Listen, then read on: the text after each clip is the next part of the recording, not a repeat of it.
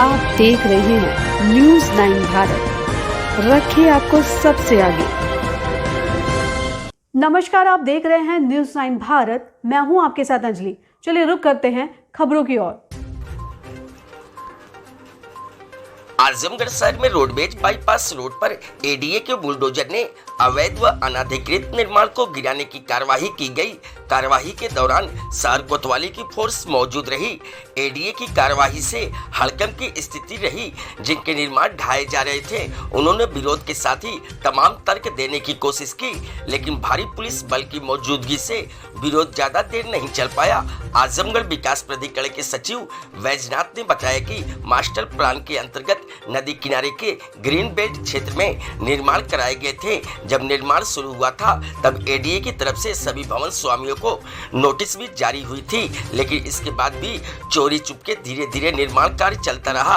ADA team जब मौके पर फिर जांच करने पहुंची तब निर्माण होता मिला, जिसके बाद जेसीबी बुलवाकर नियमानुसार कार्यवाही की गई। वहीं दूसरी तरफ जिनके निर्माण को गिराया जा रहा था उन्होंने एडीए में भ्रष्टाचार के आरोप लगाए।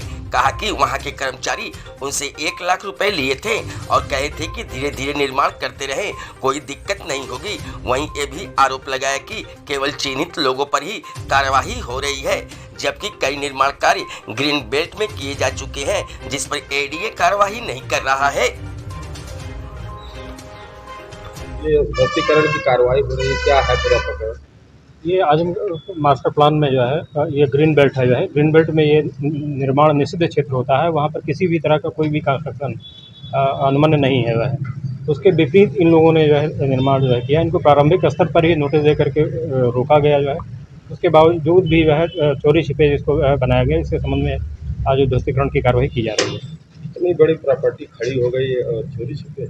हाँ, निश्चित ही जो है चोरी छिपे जो है बगल का जो निर्माण जो है जो गिर रहा है रिजवान का जो है, ये छुट्टियों में जो है जब परीक्षा चल रही थी उस दौरान जो है को प्रारंभिक स्तर पर रोकने के बाद भी जो है चोरी छिपे ही जो है बना। खासतौर पर ये अभियान चलाया जा रहा है आजमगढ़ में, इस तरीके की कितने जज्बे लोग आ रहे हैं? जो भी ग्रीन बेल्ट में आएंगे, जहाँ हम खड़े हुए हैं नदी से इस साइड में जो है सभी ग्रीन बेल्ट है वह, इसमें जो है कार्रवाइयाँ जो है होंगी जो है क्रमिक जो है। कुछ में ध्वस्तीकरण आदेश पारित हैं, कुछ में है हो रहे हैं, प्रक्रिया में है, लेकिन सभी जो है ध्वस्तीकरण की जिद में है।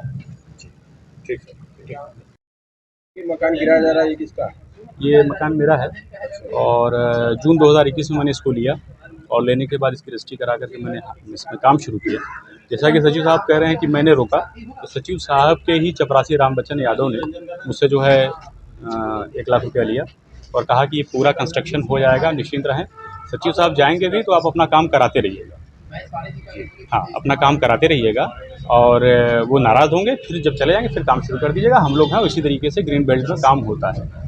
जब ग्रीन बेल्ट में भी यहाँ पर आप लोग देख रहे हैं सिर्फ 2 मकान ढाया जा रहा है, जबकि यहाँ से लेकर के बवाली मोड़ तक सैकड़ों मकान हैं जिनको सबको ध्वस्तीकरण का आदेश मिला हुआ है। और मैं बाकायदा जो है फिलहाल जो है महाराज जी के संगठन विश्व हिंदू महासंघ से मैं जुड़ा हुआ हूँ और मैंने ये अपनी ज़मीन जो है इसको विश्व हिंदू महासंगठन के ऑफिस के लिए दे रखा था। उसके बाद भी कार्रवाई हुई, तो मैं कार्रवाई से नाराज़ बिल्कुल भी नहीं हूँ, ना मुझे इस चीज़ का कुछ दुख है। गलत किया है तो ठीक है, लेकिन जो अधिकारी या जो कर्मचारी इसमें लिप्त हैं उन पर भी कार्रवाई होनी चाहिए। अच्छा, ये आप कह रहे हैं कि 1 लाख रुपये आपने घूस दिया? जी। इसके बाद आपका मकान भी गिराया जा रहा है। हाँ। आपने महाराज यानी कि योगी जी को भी दान देने की बात कर रहे हैं। बिल्कुल, हाँ। ये तो तीनों चीज़ें एक साथ कैसे होगी? आपने घूस क्यों दिया? उस समय मैंने दिया जब वो आया रोकने के लिए कि अगर बनवाना चाहते हैं तो यही इसका तरीका है और कोई तरीका नहीं बनने का, तो आपको देना पड़ेगा। और देना दोनों अपराध है। बिल्कुल, मैंने अपराध किया, लेकिन उस पर भी कार्रवाई होनी चाहिए। इस तरीके से मेरा मकान गिर रहा है, मेरे ऊपर कार्रवाई तो होगी, लेकिन उस व्यक्ति पर भी कार्रवाई होनी चाहिए। और उसने लेकर के कितने मकान बनवाए हैं उस समय के जेई जो भी सचिव जो भी लोग रहे होंगे, अभी तो मेरा बना है 2021 में, लेकिन 2018 से इस मकान के गिरने का आदेश है। क्या नाम है? रामकली है नहीं, और इंद्रकली का मकान 2018 में गिराने का आदेश है। कार्रवाई 2022 में हो रही है और आप प्रक्रिया है, सरकारी प्रक्रिया नहीं, ये उसी समय 2018 में ही ध्वस्तीकरण का आदेश था। काम अमल में अब आ रहा है।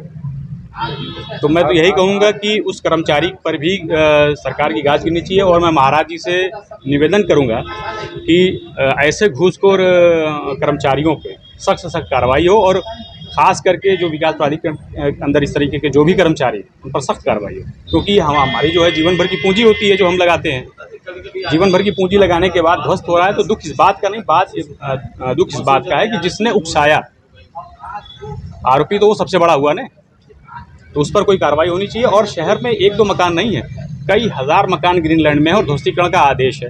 अभी एक मकान मैं आपको बता दूं, वही राम बच्चन यादव पैसा लेके बनवाया है बसपा कार्यालय के बगल में नरौली पर, बर्फ फैक्ट्री के सामने, और छुप छुपा के रात में ढलैया हो गई, सब बन के तैयार है, लेकिन वहाँ पर कोई ध्वस्तीकरण का कोई किसी किस्म की कोई कार्रवाई नहीं। तो इसको तो ये कहा जाए कि हमारे